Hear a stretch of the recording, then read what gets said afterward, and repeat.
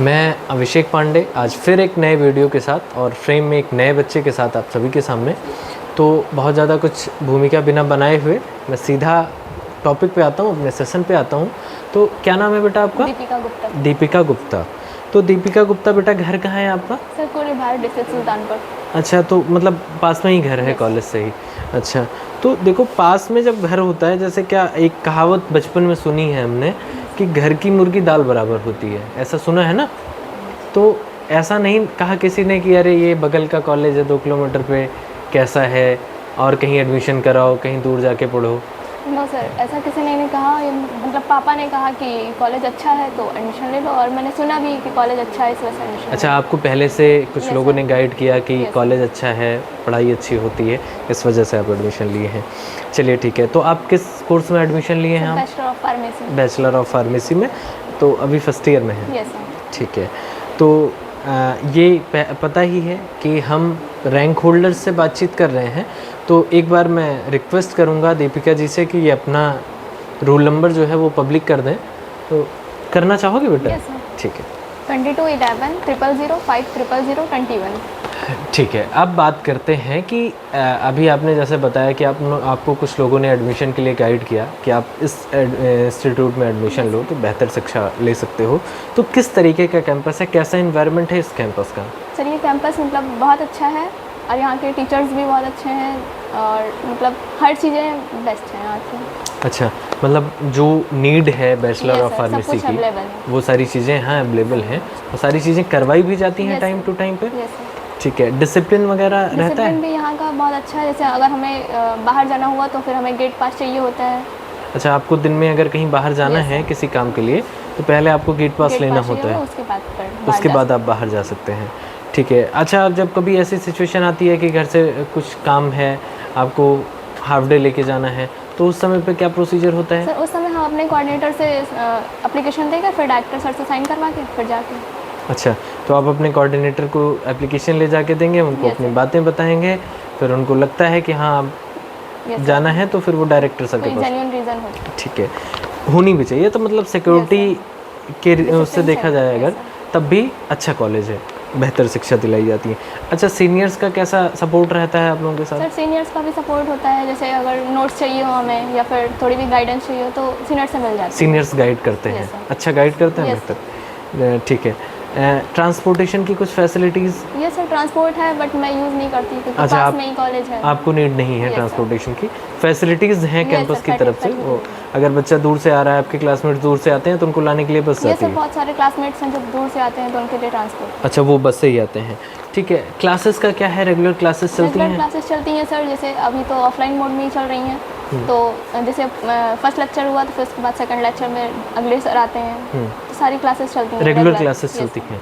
ठीक है। दूसरी चीज़ ये है कि जितना हमारे लिए थ्योरी क्लास इंपॉर्टेंट है, लगभग उतनी ही हमारे लिए प्रैक्टिकल क्लासेस भी इंपॉर्टेंट हैं। तो प्रैक्टिकल्स वगैरह कराए जाते हैं? प्रैक्टिकल सर रेगुलर कराए जाते हैं। जैसे एक वीक में एक प्रैक्टिकल्स हो गए तो फिर नेक्स्ट टर्म में अगले प्रैक्टिकल्स होते हैं। अच्छा, तो एक वीक में एक सब्जेक्ट का एक दिन प्रैक्टिकल करवाया जाता है, एक सब्जेक्ट का? ठीक है।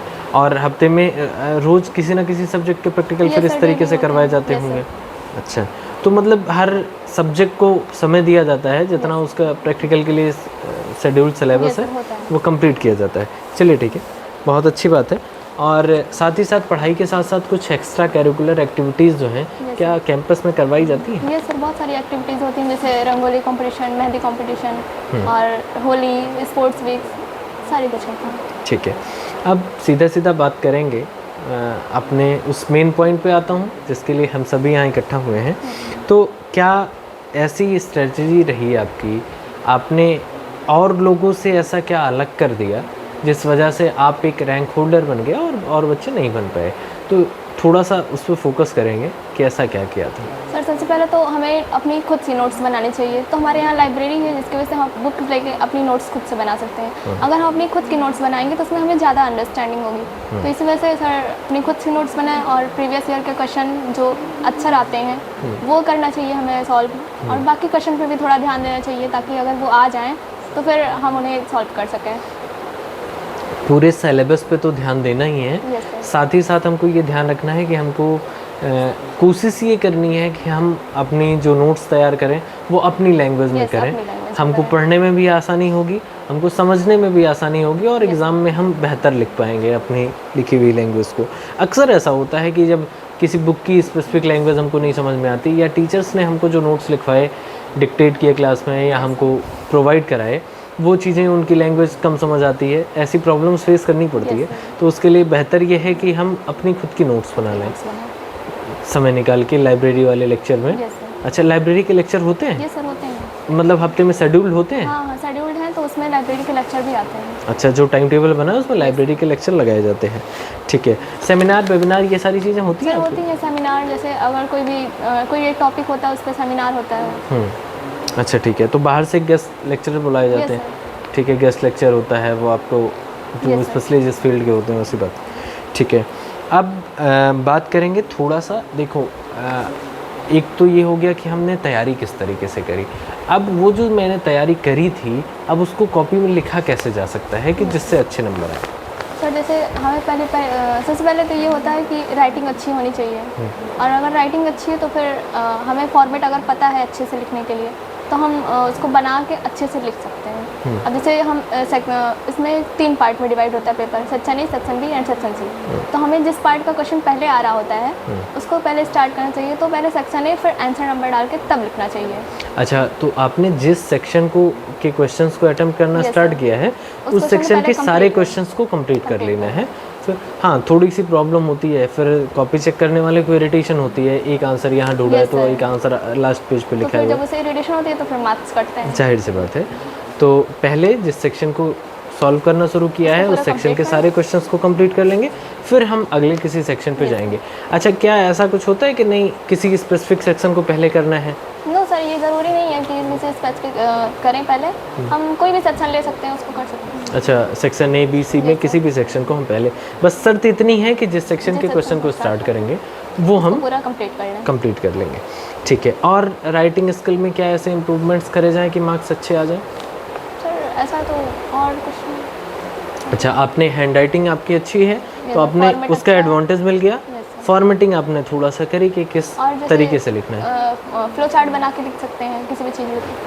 अच्छा, फ्लो चार्ट अभी आपसे पहले भी कुछ बच्चों ने बताया Yes, और आपने भी ये कहा फ्लो चार्ट, इसका क्या एडवांटेज मिल जाता है फ्लो सर चार्ट का? इसमें मतलब टीचर्स को ये नहीं लाइन टू लाइन नहीं पढ़ना पड़ता, इसमें उन्हें पता चल जाता है कि पहला क्या है फिर उसके बाद क्या है, तो ऐसे समझ में उनको जल्दी थोड़ा सा आसान हो जाता आसान हो है, जाता है। पैराग्राफ से ढूंढने में Yes, मशक्क़त sir. करनी होती है, इसमें से आसानी से चीज़ें मिल जाती हैं। अच्छा, इसका और कोई एडवांटेज है फ्लो चार्ट का? ठीक है, एक एडवांटेज और है इसका, शायद आपको ना पता हो, इससे थोड़ा सा समय कम लगता है, Yes, टाइम मैनेजमेंट बहुत बेहतर हो जाता है। आप एक पैराग्राफ लिखोगे, 2 3 4 पेज लिखोगे, फ्लो चार्ट में अपने 1 से 1.5 पेज में अपने आंसर को लिख दिया है, तो वो थोड़ा सा समय जो है उसमें बच जाता है। चलिए ठीक है, ढेर सारी शुभकामनाएं हैं हमारी आपके साथ। आप आने वाले सेमेस्टर्स में भी ऐसे ही परफॉर्म करें और आपके इस रिज़ल्ट के लिए, आपकी इस रैंक के लिए आपको ढेर सारी बधाई। ठीक है, थैंक यू सर।